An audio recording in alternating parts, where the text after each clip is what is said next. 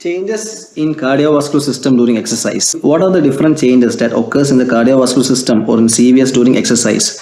So mainly the first changes you can see is the increase in the cardiac output. The major contributor in the increase in the cardiac output is the increase in the heart rate. So I'll be coming later to that.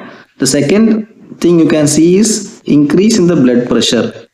Again, increase in the blood pressure, it depends on, in different types of exercise it is different. The SPP and DVP increases or decreases depends on the type of the exercise. The third one you can see there is an increase in something known as MSFP. MSFP means mean sympathetic filling pressure. So the three main changes you can see during exercise in the CVS is increase in the cardiac output, increase in the blood pressure, and increase in the MSFP. So what was the first one? The first one was the increase in the cardiac output. The primary reason for the increase in the cardiac output during exercise is because of the increase in the heart rate. As you know, cardiac output is equal to stroke volume into heart rate. There is increase in the stroke volume as well as there is an increase in the heart rate. But the primary contributor, the major contributor here is the increase in the heart rate.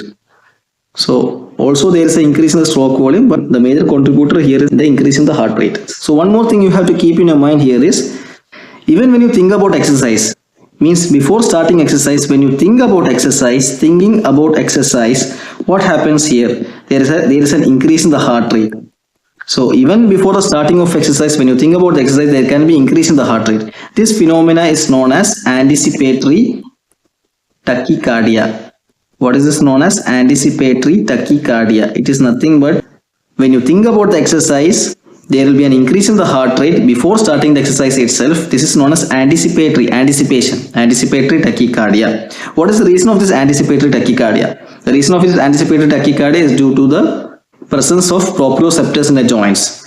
So what does this proprioceptors do in the joints? The proprioceptors in the joints send impulses to the center, which can result in the increase in the heart rate. So the anticipatory tachycardia is because of the presence of the proprioceptors in the joints, which can send the impulses to the center, resulting in the increase in the heart rate. That is known as anticipatory tachycardia. One more thing you have to keep in your mind is the increase in the cardiac output. It's different in untrained as well as in trained individuals. In untrained, it is increasing up to 4 folds, whereas in trained individuals, it increases up to 7 folds. So 7 times or 7 folds, there is an increase in the cardiac output 7 times or 7 folds in trained individuals or world-class athletics, whereas in untrained it is only 4 folds or 4 times of increase in the cardiac output.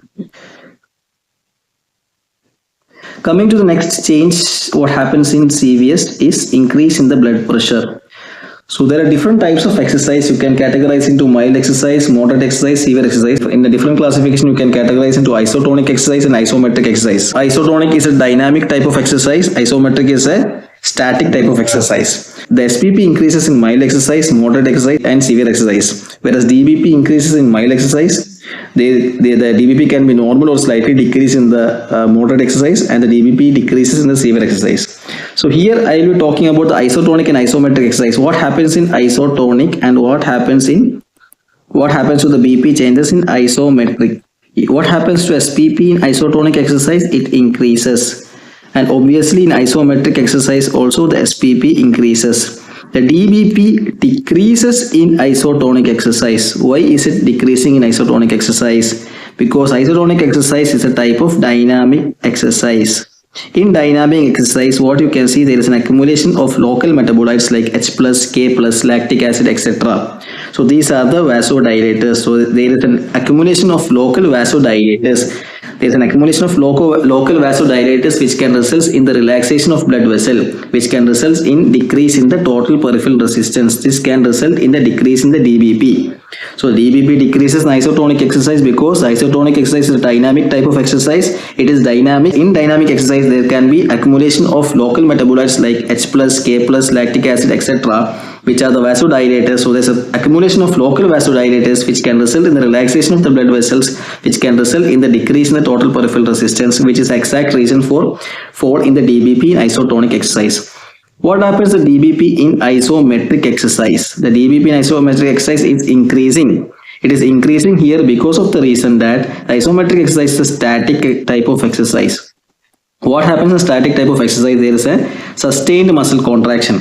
This sustained muscle contraction which can result in the compression of the blood vessels in the muscles, which can result in the increase in the TPR, increase in the total peripheral resistance. So static exercises, there can be a sustained muscle contraction which can result in the compression of the muscles of the blood vessels, which can result in the increase in the total peripheral resistance, which is the exact reason for the DBP to be increased in isometric exercise. So what happens in isotonic? SPP increases, DBP decreases, whereas in isometric SPP increases as well as DBP increases. Coming to the last one I have told you is increase in the MSFP. What is MSFP? It is mean sympathetic filling pressure. So exclusively during exercise you can see there is a sympathetic stimulation. Sympathetic stimulation is what you can see in exercise. So this sympathetic stimulation can result in venoconstriction. You can see something known as venoconstriction.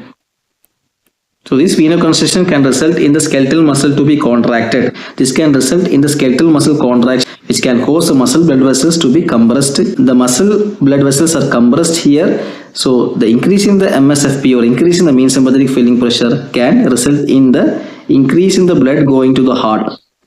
So during exercise, there is no need of a storage of the blood in the veins. It has to be going out. So there is an increase of the blood going to the heart takes place during the exercise. What is the reason the increase in the blood going to the heart? The reason is because of the increase in the MSFP. The increase in the mean sympathetic filling pressure results in the increased blood going to the heart as a result of venoconstriction, which is caused by the sympathetic stimulation. So these are the different changes that happens in the CVS during exercise.